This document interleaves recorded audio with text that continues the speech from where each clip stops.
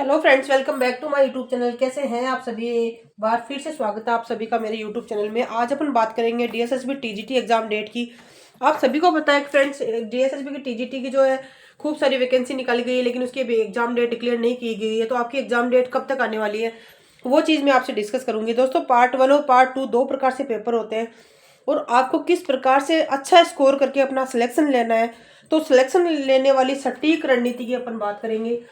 सटीक रणनीति की अपन बात करेंगे जिससे आपको क्या है सिलेक्शन दिला सकती है, उसके बारे में मैं बिल्कुल ऑथेंटिक चीज़ें आपको बताऊंगी। तो वीडियो पे नए हैं तो चैनल को सब्सक्राइब कर ले, लाइक कर दे और शेयर कर दे।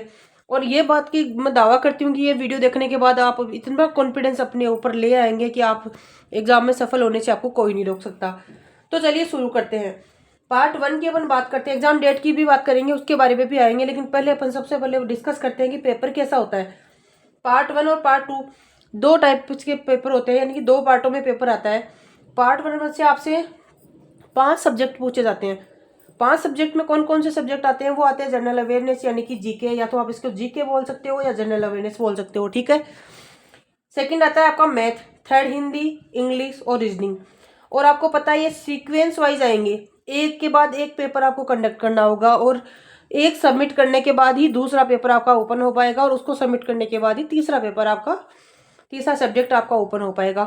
20-20 नंबर के पेपर बनेंगे। ये जो सारे सब्जेक्ट है ना, ये कितने कितने नंबर के आएंगे? 20-20 नंबर में मिनिमम 40% आपको स्कोर करना है। पहले तो कंपलसरी हुआ करता था, लेकिन अब ये 40% कंपलसरी नहीं है, लेकिन फिर भी आपको 40% से आगे लेके चलना है, क्योंकि वो 40% से कुछ नहीं होने वाला है फ्रेंड्स। और आपको मैं एक बात बताऊं, यदि आपको सिलेक्शन लेना है ना, तो ये पार्ट 1 ही आपको सिलेक्शन दिलाएगा। यह बात आप लिख के ले लीजिए मेरी। आपको सिलेक्शन लेना है तो पार्ट 1 ही आपको सिलेक्शन दिलाएगा। पार्ट 1 में क्या है कि ये सब्जेक्ट्स रहते हैं, सारे पांचों सब्जेक्ट की ज़्यादा इनका हाई लेवल नहीं आता है, ये नॉर्मल लेवल के क्वेश्चंस आते हैं।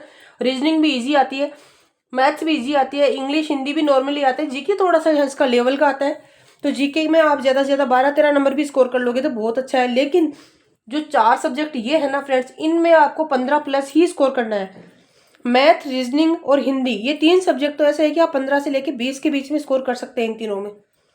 मैथ और रीजनिंग तो ऐसी है कि आप 18-19 बच्चे करते हैं, 19-19 18-18 क्वेश्चन सही करके आते हैं मैथ और रीजनिंग के। और हिंदी तो बहुत ईजी आती है, हिंदी आप कर सकते हो। इंग्लिश में आप 15 से 18 के बीच में टारगेट लेके चलो, इतने आपको स्कोर करने ही करने हैं। यानी कि ये पोर्शन ऐसा है कि इसमें यदि आपने स्कोर अच्छा कर लिया तो आपको सेकंड पोर्शन में ज़्यादा जोर नहीं आएगा और आपका सिलेक्शन श्योर है। इसमें 40% तो आपको लाने ही लाने हैं। सेकंड पार्ट में क्या है, ये सेकंड पार्ट 100 नंबर का आएगा। सब्जेक्ट कंसर्न से संबंधित क्वेश्चन पूछे जाएंगे। यदि आपका सब्जेक्ट नेचुरल साइंस है तो आपको नेचुरल साइंस के क्वेश्चन पूछे जाएंगे। यदि आपका सब्जेक्ट मैथ है तो आपको मैथ से रिलेटेड क्वेश्चन पूछे जाएंगे। एसएसटी है तो एसएसटी के, आपको इंग्लिश है तो इंग्लिश के, हिंदी है तो हिंदी से, सब्जेक्ट से रिलेटेड क्वेश्चन होंगे। और 100 नंबर का पेपर होगा। 40% तो कंपलसरी है ही लाने। यदि 40% तो कंपलसरी है ही, से डाउन आए तो कॉपी चेक नहीं होगी, लेकिन आपको इसको स्कोर को लेके जाना है अपना 70+।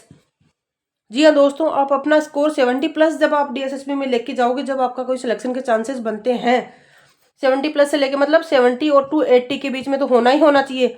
कई बार क्या होता है, पेपर इजी आ जाता है तो 80+ भी मेरिट चली जाती है, लेकिन ये आप जब कर पाओगे। लेकिन उसमें यदि आपने पार्ट 1 में अच्छा स्कोर कर लिया तो पार्ट 2 का अपना इतना वो नहीं हो रहता। यदि आपने 100 में से 80 नंबर स्कोर कर लिए, 80-90 पार्ट 1 में, तो आप सोच के चलिए इसके अंदर आपने 60 नंबर भी ले लिए तो आपको 150 के पास आपकी मेरिट बन जाती है। और 150 हमेशा मेरिट जाती है, या तो 140 या 42 145 के आसपास मेरिट जाती है और आपका सिलेक्शन श्योर है फ्रेंड्स। तो मैं दावा करती हूँ इस प्रकार से आपका सिलेक्शन हो जाएगा। अब बात करते हैं एग्जाम डेट की। तो आप सभी को पता है कि एग्जाम डेट तो अब बहुत जल्द आने वाली है। कल 5 मार्च थी और हमारे जो इलेक्शन थे वो खत्म हो चुके हैं। अब 5 फेब को, कल 5 फरवरी को आपके इलेक्शन खत्म हो चुके हैं और मैं आपको दावा करती हूँ इस चीज़ का, मार्च में अनाउंसमेंट हो जाएगा इस चीज़ का कि आपकी एग्जाम डेट कब है। और मार्च से अप्रैल के बीच में आपकी एग्जाम है वो डिक्लेयर कर दी जाएगी कि कब करवा रहे हैं कब नहीं करवा रहे हैं। यानी कुल मिला के आप मान के चलिए आपके पास 2 महीने हैं। 2 महीने को लेकर आप अपनी स्ट्रेटेजी बहुत अच्छे से बनाइए और अच्छे से तैयार कीजिए।